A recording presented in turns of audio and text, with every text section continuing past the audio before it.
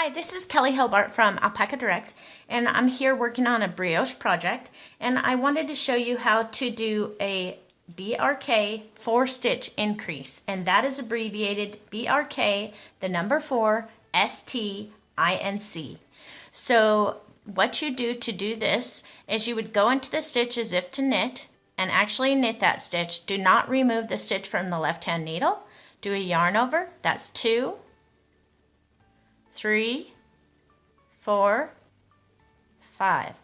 Now you will have 5 stitches on your needle, so you have increased 4 stitches, and you can remove that stitch from the left-hand needle. And that is how you do a BRK 4-stitch increase.